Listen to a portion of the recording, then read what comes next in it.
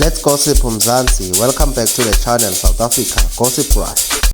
But one of the charges is about the appointment of that Ms. Mokwele, who came from BMW, who came into the police, as one of the charges. We know in public space, some so-called expert, the Paul O'Sullivans and the likes, that have been very vocal about the appointment of that lady, that she was a cleaner at BMW, she's now a brigadier in the police. But I guess a profile and everything will be coming to this so that the commissions can get to see exactly what is it that she was doing there, and how much was she paid, and what is she doing in the police, and what is she paid, how she came about being appointed. That one will be presented later.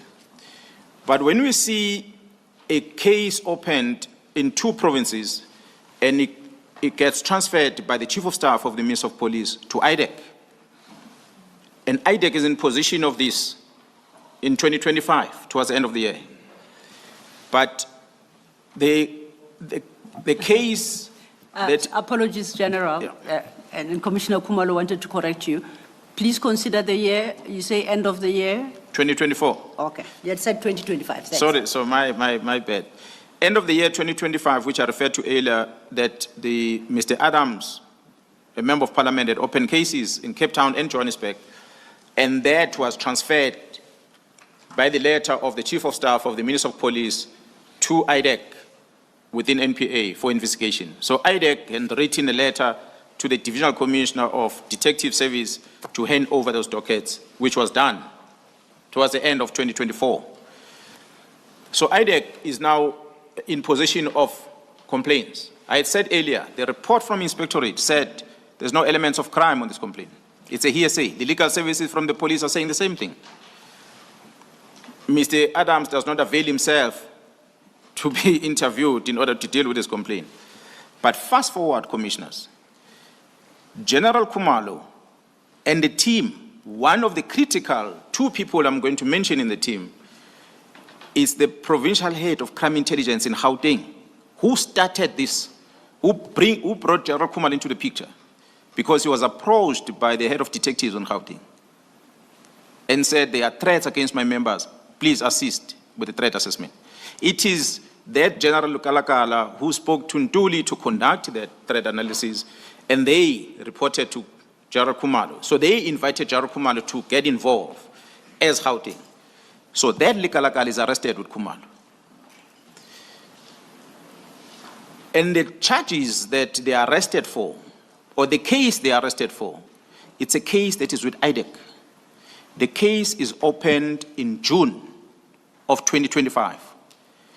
But the case has got the same charges, a complaint from Mr. Adams, similar to what Mr. Adams deposited the previous year, 2024, in October in Cape Town and in November in Johannesburg. It's a similar complaint that these members are arrested for by IDEC in June. But what is strange about it, commissioners, is that instead of IDEC working on the complaint of Adams, which had no basis for a complaint, and effect arrest on that, they did not to date. But they sought to get Mr. Adams to deposit another statement, whether it was coached or whatever. He deposited another statement at the beginning of 2025 in January to IDEC, a completely new statement, which now must prove to some degree that there is crime. So that what enabled IDEC to then investigate. In January, the statement is dated. In June, the case is registered. The same June, these members are arrested. Can you please detail the differences between the 2 statements for me to follow the point you've just made? Commissioner, I'm going to invite the team to bring that have been arrested and charged, to bring the copy of the charge sheet and the statement that was deposited in that case docket to come and present to the commission. I don't have it with me, but I have access to it and I read it. So that's why I'm able to draw comparison between this and that. So the question I was asking, but IDEC, why didn't you arrest them on the October and November complaint? Why did you put another statement in January? That being the complaint of quote-unquote interception. All what was mentioned in October and November in Cape Town and Johannesburg, one of those was the appointment of this Ms. Mokwele. The arrest is about Ms. Mokwele. Okay, all right. But the statement from the complainant, Mr. Adams, is dated January now. It's a new one. Okay. A completely new statement which was retaken. But the case is not a similar case as those two.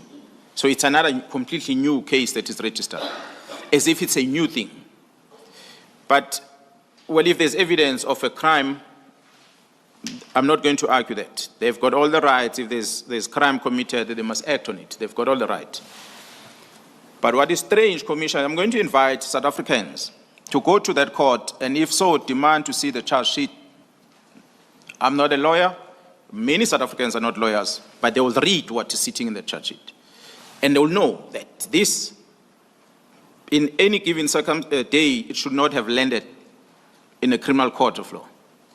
But it is there. Magistrate signs a warrant, or IDEC investigator signs a statement and gives it to the prosecutor in IDEC, who signs off that statement. It goes to the magistrate approves the warrant of arrest, and these people are arrested. And they go to court. In court, strange things happen, Commissioner. That's what makes me to then get to worry. That's why I'm talking about it here today. Because one of the strange things that happened that involves a magistrate who's presiding over a case that the members from crime intelligence are arrested on, he imposed a very bizarre bail condition towards those members. And the bail condition that is imposed by the magistrate in that case against these members from crime intelligence said explicitly that these members who are arrested for facilitating the appointment of Ms. Mokwele from BMW to crime intelligence, apart from going, not this incident happened in Pretoria in their offices, they are barred not to go into any premises of crime intelligence anywhere in the Republic of South Africa. That's a bail condition.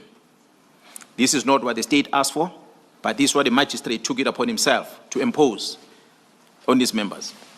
Remember, Commissioner said, it's the same team that is busy with the operation of Gauteng counterintelligence operation.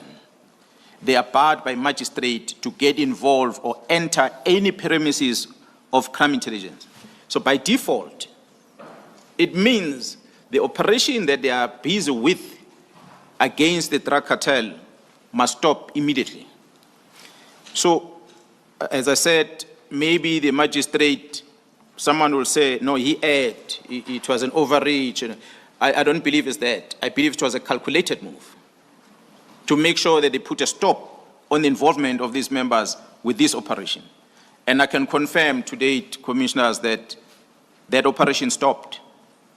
While the members are crippling, trying to work, but it's frustrated. But it doesn't end there. It does not end there because a person who's got an oversight in the runnings of crime intelligence, which is the Inspector General of Intelligence, is demanding the files of that operation. He wants to know what's happening with that operation himself,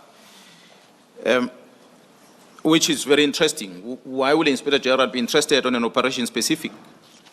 So we have no other reason than to believe that this bail condition, not the arrest, maybe they did wrong during the appointment of this individual that warrants such a case and such charges.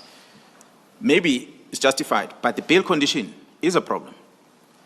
And for those that follow the case, and I've seen media houses that are here today, they go to court, they listen to the argument, and they go out and they file their reports and they come back to court. The last one was supposed to be on Monday last week. It was postponed because the recording my device was not working in court. And it was just only one courtroom. The others were working.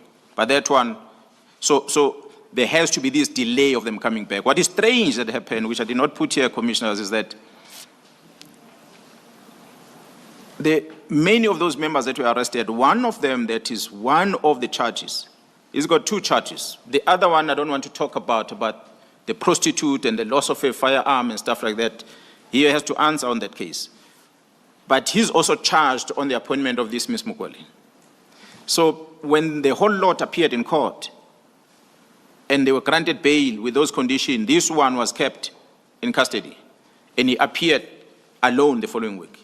When he appeared alone, he appeared before a different magistrate. And the different magistrate made it clear and said, it's not the job of the court to put conditions about where to work, where not to work. We are releasing on bail, go back to work. It is the National Commission of the Police that will decide whether to enter this building or not. Because the state does not say that your being in that building, how is it going to affect the bail condition or the witnesses that are there. So this is a bail condition given to one accused. And this one accused occupies position of a CFO of this secret fund at Crime Intelligence. He was suspension ends, and he pitched up at Crime Intelligence to go back to work. And he was told not to go back to work. Yeah, well, National Commission will come and explain the reasons for that, but Ms. Barnard released a publication on that, and she was very aggressive towards the National Commissioner, saying that the National Commissioner does not even know the terms of the bail condition of this person. The court said this person must not enter the building of Crime Intelligence. She said that, and she wrote it down, and the bail condition does not say that. So it means she missed that the other magistrate is the one who came with the condition, but the other one that affects this CFO did not say that. But she is of an opinion that this person is not supposed to enter the buildings of Crime Intelligence. So therefore, and I'm told by the National Commission is going to come here that the head of IDEC phoned the National Commission and said that person must not come back to that building, the CFO, despite that the bail condition does not demand that. So this is just to show that there are all the efforts that have been put in place, not against the members